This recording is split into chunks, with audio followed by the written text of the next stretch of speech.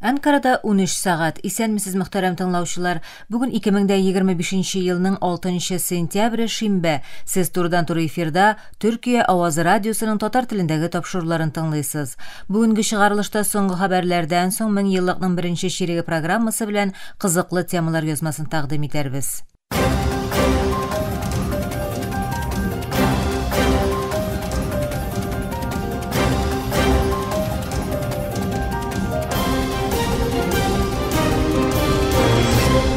Соңгы хәбәрләр белән башлыйбыз. Израильнең Газзага ахыргы һөҗүмнәрендә кимендә тагын 70 фәлестинленең гомере өзелде. Уафа хәбәр агентлыгы җиткергәнчә, анда өйләр, ярдәм эзләүче халык һәм йорт-җирсез калучылар яши торган шатырлар утка тотыла. Сүз уңаеннан гарәп илләре Израиль хөкүмәт рәисе Беньямин Нетаньяхуның фәлестинлеләрне Мисырдагы Рафахши капкасы аша сөрү белән бәйле сүзләренә канәгатьсезлек белдерде. Иордания, Катар, Сауд Гарәбстаны һәм Мисыр бу белдерүләрне халыкара хукукны бозу буларак бәяләде. Шул ук вакытта АКШ башы Дональд Трамп әсирләр мәсьәләсендә Хамас белән тирәнтен сөйләшүләр алып барылуын раслады. Фәлестин җирләрендә Израильнең һөҗүмнәре дәвам иткәндә, Берләшкән Милләтләр Оешмасы Иорданның басып алынган Көнбатыш үзәнлегендә көч куллануларның артуы турында кисәтте. БМО хисабына караганда, быел 2780 фәлестинле яраланды, буларның 500-ы канунсыз яһүд килеп урнашучыларның һөҗүмнәрендә булды. Финляндия Фәлестин мәсьәләсен тыныч юл белән хәл итү һәм ике дәүләтле чишелешне тормышка ашыру турында декларациягә кушылачагын белдерде. Франция һәм Сауд Гарәбстаны җитәкчелегендәге бу процесс ике дәүләтле чишелеш өчен шартлар тудыру юнәлешендә соңгы еллардагы иң мөһим халыкара тырышлык дип белдерде Финляндиянең тышкы эшләр министры Элина Валтонен X-платформасында. Декларация июль аенда БМОда Сауд Гарәбстаны һәм Франция тарафыннан оештырылган халыкара конференция нәтиҗәсендә барлыкка килде. АКШ һәм Израиль анда катнашудан баш тартты. Декларациядә беренче адым буларак Израиль һәм Газадагы Фәлестин каршылык хәрәкәте Хамас арасында якынча 2 ел дәвам итүче сугышны туктату максаты куелган. Сауд Гарәбстаны һәм Франция БМОдагы илләрне ике дәүләтле чишелешне тормышка ашыру өчен конкрет вакыт белән шикләнгән һәм кире кайтарылмас адымнар турында декларацияны якларга чакырды. Финляндия, Испания һәм Норвегия кебек кайбер Авропа илләреннән аермалы буларак Фәлестинне дәүләт буларак танымый. Илнең коалиция хөкүмәте бу мәсьәләдә эчке бүленеш кичерә. Русия башы Владимир Путин җомга көнне Владивостокта Көнчыгыш икътисади форумында чыгыш ясап, Парижда узган теләктәшләр коалициясе очрашуына карата фикерләрен җиткерде. Бу төркем Киевка хәрби ярдәм күрсәтүче илләрдән тора һәм ут туктату килешү төзелгәннән соң гаскәрләр җибәрергә вәгъдә итә. Украинага кертелергә мөмкин хәрби берлекләргә килгәндә, әгәр дә алар бүген Украинада очраса, Русия гаскәрләре өчен канунлы максат булачак, диде Путин. Узун мөддәтле солыхка китерә килешүләргә ирешелә икән, мин аларның Украина җирендә булуына бөтенләй мәгънә күрмим, шул гына. Чөнки әгәр дә бу килешүләргә ирешелә икән, Русиянең аларны тулысынча үтәячәгенә беркем дә шикләнми, дип өстәде ул. Бу сүзләр Франция башы Эммануэль Макронның 26 илнең Украинага сугыштан соң иминлек гарантияләре бирергә шандыруы турында игълан итүеннән соң әйтелде. Бу гарантияләр җирдә, диңгездә һәм һавада халыкара көчләрне үз иченә ала. Украина дәүләт башлыгы Володимир Зеленский Русиянең соңга калып булса да Киевның Авропа берлеге агъзалыгына омтылуын ниһаять кабул итүен белдерде һәм Венгриянең Украина белән сөйләшүләргә каршы позициясен кабат күздән кичерүен сорады. Украина медиасы язганча, Зеленский Авропа берлеге шурасы башлыгы Антонио Коста белән матбугат очрашуында ниһаять без Русиядән Украинаның Авропа берлегенә агъзалыгын кабул итү сигналы ишетәбез. Ләкин бу чын барлыкны шундый соңару белән кабул итүләре бик кызганыч дип белдерде. Ул Мәскәүнең әлеге фикергә 2013 елдан бирле каршы булуын хәтерләтте. Ләкин хәзер Русиянең Авропадагы башка зур дуслары моны ишетергә тиеш. Хәтта Путин каршы булмаганда кайбер илләрнең, бигрәк Венгриянең сөйләшүләргә карата позицияләре бик сәер күренә, дип өстәде ул. Сишәмбе көнне Русия илбашы Владимир Путин Пекинда Словакия хөкүмәт рәисе Роберт Фице белән сөйләшүләрдән соң журналистларга Украинаның Авропа берлегенә агъза булуына каршы түгеллеген белдерде. Ә менә Киевның НАТОга керүенә Мәскәүнең кискен каршы булуын әйтте. Ул Русиянең ике берләшмә арасында аерма күрүен ассызыклады. НАТО турыдан-туры иминлек янавы, ә Авропа берлеге икътисади һәм сәяси иттифак. АКШ башы Дональд Трамп саклану министрлыгының исемен сугыш министрлыгы итеп үзгәртү турында фәрманга кул куйды. Бу үзгәреш Икенче бөтен дөнья сугышыннан соң Пентагонның конфликтларны булдырмаудагы ролен ассызыклау максатында үзгәртелгән исемгә кире кайту булып тора. Трамп бу фәрманга җома көнне Ак йорттагы овал бүлмәдә узган тантанада кул куйды. Беренче бөтен дөнья сугышында җиңдек, Икенче бөтен дөнья сугышында җиңдек, барысында җиңдек, аннары саклану министрлыгы дип үзгәреп, аңлаучан булырга карар кылды. Хәзер исә без сугыш министрлыгына кире кайтабыз дип белдерде ул журналистларга. АКШның элекеге елбашы Джо Байденның тире яман шеше күзәнәкләреннән арыну өчен күптән түгел МОЗ операциясе ясатуын CNN-га рәсми вәкил раслады. Операциянең төгәл көне әйтелмәде, ләкин интернетта таралган видеоязмаларда 82 яшьлек Байденның маңгаенда яра эзләре күренә дип хәбәр итте мәгълүмат чарасы. МОЗ операциясе тиренең нечкә катламнары алынып, микроскоп аша җентекләп тикшерелә торган ысул. Бу процедура гадәттә еш кабатлана торган яки тиз үсә торган яман шеш күзәнәкләре өчен бирәктә йөз һәм куллар кебек сизгер урыннарда кулланыла.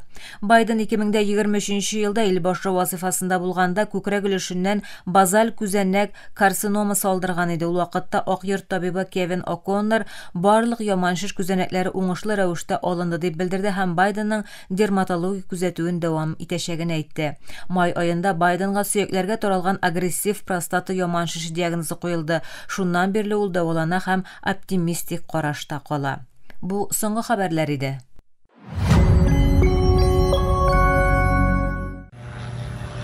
Бу күк йөзендә Төркия инновациясе тавышы. Төркиянең саклану сәнәгате хәрби көчен арттыра һәм бу барышта бар дөньяда игътибарны үзенә җәлеп итә. 20 елдан кыска вакыт элек Төркиянең саклану тармагы күпчелек чит ил коралларын лицензия буенча җыю белән генә шикләнгән иде һәм еллык экспорт $200 миллион да ким иде. Бүген Төркия кешесез һава аппаратларын бар дөньяга экспортлый. Үз элемтә яршиннәрен очырта, үз диңгез аппаратларын төзи һәм камилләшкән хәрби очкычларын проектлый. Бу үзгәреш ничек чынга ашты һәм бу тиз үсешнең уенчылары кемнәр соң? Дистәләгән ел буе Төркия чит ил корал импортына зур өлчәмдә бәйле иде. Әлеге үзгәреш аеруча 1970 еллардан бүгенгә кадәр күрелгән эмбарголар һәм экспорт киртәләреннән соң бу бәйлелекне киметү стратегик милли визионыннан туды. Нәтиҗә буларак дөнья сәхнәсендә көндәш булган җирле, һава, җир өсте, диңгез, ракета һәм электрон системалар барлыкка килде. Дөресен әйткәндә, бу стратегия эшкә ярады. Төркия бар дөньяда иң зур корал экспортчылары арасына керде. Эшләнмәләре НАТО һәм Авропа берлегенә әгъза илләр белән 100дән артык илгә сатыла. 2000 еллар башында Төркиянең еллык саклану экспорты $200 миллион ким иде, ләкин бу әкренләп үзгәрде. 2019да экспорт $3 миллиард артты, чын үсеш тә ул вакытта башлады. 2022 елда экспорт $4,4 миллиард җитте. Аннары 2023дә Төркия камилләшкән кешесез һава аппаратлары, смарт хәрби кирәк-яраклар һәм күбәле транспорт чараларына булган таләп ярдәмендә $5,5 миллиард сатыш белән яңа чор ачты. Ләкин иң зур артыш 2024дә булды. Тармак $7,2 миллиард тирәсе экспорт башкарып 1 елда 30%ка үсте. Төркиянең сәүдә министры Өмәр Болат узган июль аенда 2025 елда экспортның җиңеллек белән $8 миллиард узуын көтүләрен җиткерде. Төркия үрнәк ил, инновация, технология, дроннар, каршы торучы кешесез һава аппаратлары, лазер технологиясе өлкәләренә чыннан да зур инвестициялар кертелә. Ышанып булмый. Шуның өчен монда килдем дә инде. Йөрәктән сәламемне җиткерергә, Төркиянең бик ышанычлы һәм НАТО өчен бик мөһим партнер булуын әйтергә дип килдем. Ике яклы дәрәҗәдә уртак хәрби күнегүләребез бар. НАТО түшәме астында без бергә эш башкарабыз, ләкин бу бик әз, диде ул. 2025 халыкара саклану сәнәгате ярминкәсендә Бельгия саклану министры Тео Франкен Төркия белән күбрәк эш башкарырга теләвен әйтте. Төркияне үрнәк буларак күрә ул, саклану сәнәгатендәге инновация һәм технологияны мактады.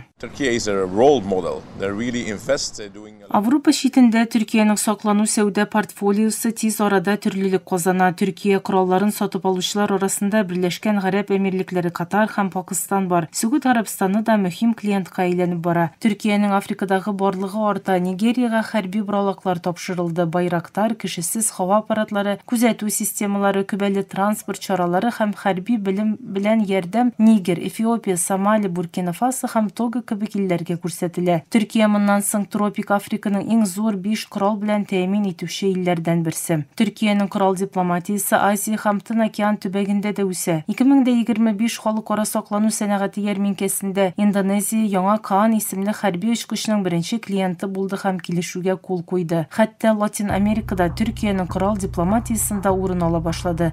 Бразилия, Сальвадор һәм Боливия белән яңа саклану килешүләре имзаланды.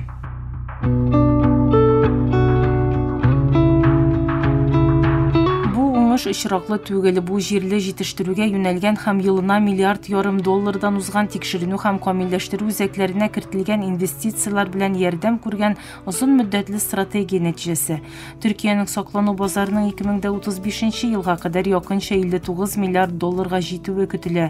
Бу тиз үсеш шул ук вакытта читкә бәйлелекне бетерде. Рәсми затларга күрә, Төркия моннан соң саклану җитештерүенең 80%-тан артыгын үз мөмкинлекләре белән чынга ашыра. Моны 2000 еллар башындагы 20%-лык дәрәҗә белән чагыштырып булмый. Тармакта 3000 ярымнан артык ширкәт, 90 меңнән артык эшче һәм 20 миллиард доллар еллык акча әйләнеше белән 1380-нән артык проект бар. Бу үсеш артында нинди ширкәтләр тора соң? Беренче урында Байкар бар, дроннар җитештерә ул. Байрактар ТБ-2 кешесез һава аппаратлары белән бар дөньяга танылган. Украина, Ливия, Карабах һәм Сүриядәге берлешләрдә көчләрен испатладылар. Украинада бу дрон милли каршы торуның символына әйләнде. 2023 елда гына Байкар саклану тармагында якынча 2 миллиард долларлык экспорт башкарды һәм глобаль дрон базарында лидерлыкка күтәрелде. Байкар ширкәте акынчы кешесез һава аппаратын һәм реактив двигательле кешесез хәрби очкыч Кызыл Алманы камилләштерә. Шулай ук Байкар 2024 елның декабрендә Италиянең Piaggio Aerospace ширкәтен сатып алуын җиткерде.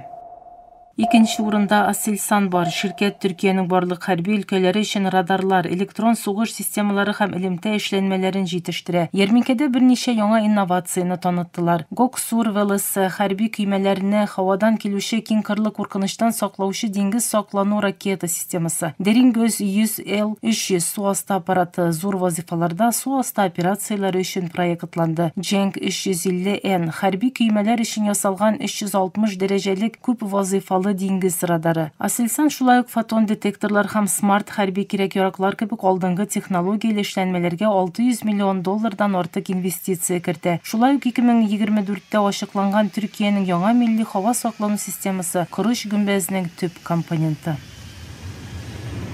Авиация өлкәсендә Төркия авиациясе һәм галәм сәнәгате дә мөһим актер. Пилотлы һәм кешесез платформаларда боралаклардан алып хәрби очкычларга кадәр эшләнмәләр бар. Төркия авиациясе һәм галәм сәнәгатенең тәэсир итүче портфолиосында Т-129 атак боралагы, Хөркуш исемле белем бирү һәм җиңел һөҗүм очкычы, Анка кешесез һава аппаратлары бар, ләкин асыл эшләнмәсе 2028 елда танытылуы планлаштырылган һәм потенциаль экспорт базарларының игътибарын җәлеп итүче 5нче буын яшерен хәрби очкычы Каан. Roketsan исә ракета өлкәсендә остаз. Эшләнмәләрен төрек кораллы көчләре һәм бар дөньяда төрле илләр куллана. Ярминкәдә Roketsan 6 яңа системаны танытты. Булар арасында зур дулкынлану тудырган гипертавышлы баллистика ракетасы да бар. Озынлыгы 10 метр булган Тайфун блок 4-нең ким дигәндә 1000 чакрым ераклыктан һөҗүм итә алачагы фаразлана. Гипертавышлы ракеталар тавыш тизлегеннән 5 тапкырга тиз бара ала. Roketsan шулай ук су астыннан очыртылучы Атмаджа ракетасының капсулалы версиясе булган Акатаны һәм Төркиянең беренче һава ракетасы Gökboran'ы танытты. Gökbora ерак араларда югары тизлек һәм энергияны саклап, дошман очкычлары өчен бик киң качып котылу мөмкин түгел зонасын булдыра. Моннан тыш Әрән исемле күп максатлы камикадзе дрон, 300R баллистика ракета системасы һәм Шимшек 2 кечкенә яршын җибәрү аппараты да танытылды. Җир өсте транспорт чаралары өлкәсендә лидер BMG ширкәте ярминкәдә 3 яңа хәрби транспорт чарасын танытты ул. Туран 4x4 исемле йөк һәм персонал ташый торган күбәле машина, күп тәгәрмәчле күбәле Зәйбәк 8x8 коткару чарасы һәм танк ташучы техникалар. Шулай ук яңа күп тәгәрмәчле Алту 8x8 күбәле сугыш машинасын танкларны аулаучы дип атадылар. Ширкәт мөһим бер проектта күптәннән көтелгән Төркиянең беренче җирле сугыш танкы Алтайның тәмамлана баруын ачыклады. Икенче мөһим ширкәт булган Отокар чит илләрдә һәм Төркиядә яңа күбәле транспорт чаралары белән алгарыш тәэмин итә. Диңгез өлкәсендә СТМ şirketi игътибарны җәлеп итә. 2025 халыкара саклану сәнәгате ярминкәсендә Төркиянең беренче җирле җиңел һөҗүм көймәсе моделен таныттылар. СТМ шулай ук 2024 елның декабрендә Португалия флоты өчен 2 судно төзү килешүенә кул куйды. Шәхси тармак кына түгел, Төркиянең Милли саклану министрлыгына бәйле тикшеренү һәм камилләштерү үзәге дә ярминкәдә 2 яңа һава бомбасын танытты. Газап Төркиянең беренче һәм иң көчле атом төш булмаган һава бомбасы 970 килограммлык сугыш башлыгына ия һәм F-16дан ыргытып була. НЭП-2 ГОСта 970 килограмм авырлыкта үз өлкәсендә иң яхшы булуы дәгъва ителгән сыйыныр урынны тишә торган бомба. Сынап карауларда С-50 төрендәге бетонны 7 метрга тиште. Бу бетон атом төш станцияларын саклаучы бетоннан 3 тапкыр карасак, АКШның сыйыныр урынны тишүче бомбалары С-35 төрендәге бетонны 2 метр 40 сантиметрга тише ала. Бу глобаль популярлыкның сәбәбе нәрсәдә соң? Төркиянең саклану эшләнмәләре сугышта сынап каралды. Чыгым ягыннан нәтиҗәле һәм тиз тапшырыла. Бар дөньяда таләп күрүче үзенчәлекләр булар. Төркия моннан соң Европалы берлектәшләрен критик саклану системалар белән тәэмин итә. Бу ихтыяҗ Украинадагы бәрелеш белән тагын да артты. Албания, Польша һәм Румыния кебек НАТО әгъзалары хәзердән үк Төркиянең кешесез һава аппаратларын хәрби инвентарына кертә. 2024 елның азагында Otokar şirketi Румыния белән 1000нән артык җирле Кобра 2-4x4 исемле транспорт чарасы да кергән килешүгә кул куйды. Төркиянең саклану тармагы алучыдан җитештерүче һәм зур экспортчы хәленә килде. Ил үз двигательләрен, сенсорларын һәм интеграция сәләтләрен үстерергә дәвам иткән саен саклану сәнәгате хәрби базарларда көндәш булачак һәм шартларны билгели алачак кебек күренә.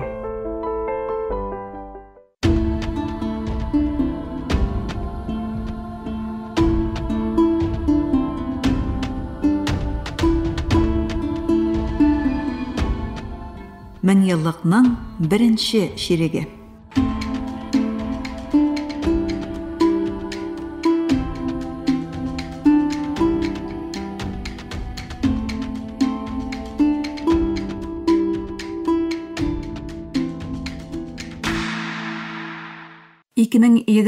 ел Украина-Русия сугышында иң каты бәрелешләр булган чор булды. Русия гаскәре май айында башлаган һөҗүмнәр белән Харьков төбәгеннән чигенергә мәҗбүр булган Украина армиясе төбәкне яңадан кире алу һәм Русия көчләрен кире чигендерү өчен киң кырлы каршы һөҗүм башлатты.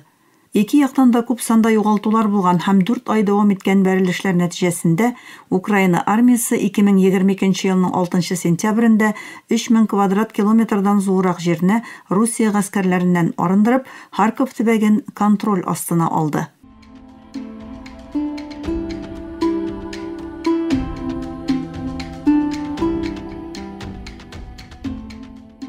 2004 елның 3 сентябрендә Кавказ төбәгендәге Төньяк Осетияның Беслан каласында тарихта сирәк очрый торган үтерү булды.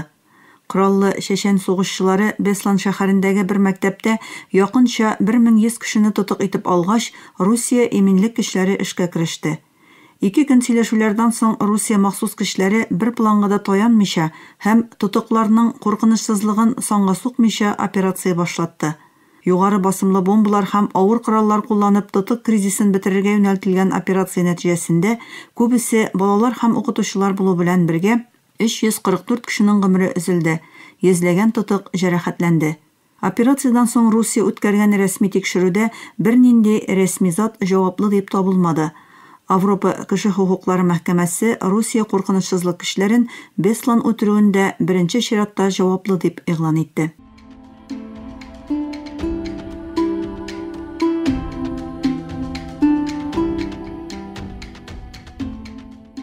1981 елда Гыйрактагы Осирак атом төш станциясын һава һөҗүме белән юк иткән Израиль бу юлы Сүриядәге яшерен атом корылмасына һөҗүм итте. 2007 елның 6 сентябрендә булган һәм Орчард операциясы дип аталган бу һөҗүмне озак вакыт дәвамында Израильдә, Сүриядә сер итеп саклый. Сүриянең Дейр-эз-Зор төбәгендә уран җитештерү өчен төзегән атом төш корылмасына ясалган Израиль һава һөҗүмен 7 айдан соң АКШ үзәк күзләү оешмасы CIA ачыклый, ләкин Сүрия һөҗүмгә дучар булуын кире кага. Hüҗүмнән якынча 4 елдан соң Халыкара атом энергиясе агентлыгы үткәргән тикшерү нәтиҗәсендә һөҗүм булган урында уран калдыклары табыла һәм әлеге төбәктә яшерен атом тыш реакторы булуы ачыклана.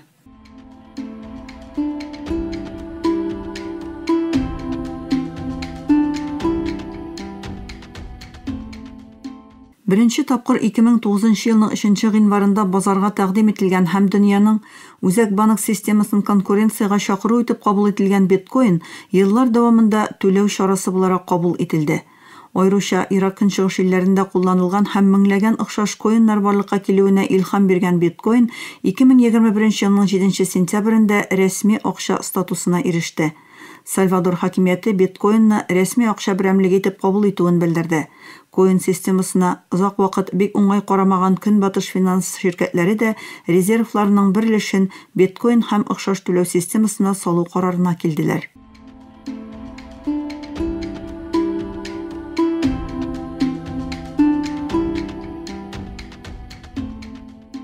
2008 елда Америка Кушма Штатларында финанс кризисы тудырган торак кризисына шешеш эзләгән Вашингтон хакимияте торак кредит өчен страховка хезмәте күрсәткән, ләкин түләнмәгән кредитлар аркасында финанс структуралары зур зыян күргән Fannie Mae һәм Freddie Mac ширкәтләрен 2009 елның 7 сентябрендә конфискацияләде. 9 айлык вазифасына керешкән Обама хакимиятенең илдәге торак тармагының яртысын финанслаучы ширкәтләрне дәүләтләштереп, идарәләренә яңа җитәкчеләр билгеләве капиталистик система яклаучыларының кискен тәнкыйтенә дучар булды.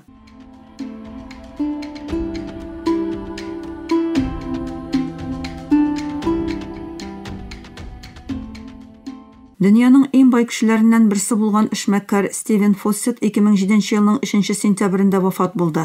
Фоссет бай эшкуар булуы белән бергә шар һәм канатлары хәрәкәт итмәгән очкыч белән дөньяны бер үзе генә туктаусыз гизгән беренче кеше иде. Ул очкыч белән ялгыз дөнья сәяхәтен тагын 4 тапкыр кабатлады һәм дөнья рекорды куйды.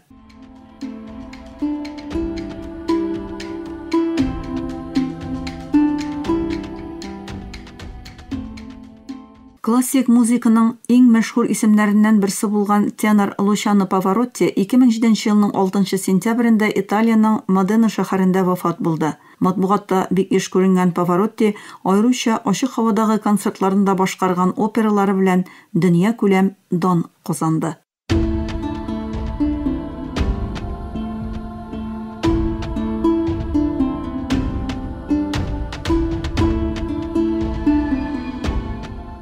Мен еллыкның беренче ширеге.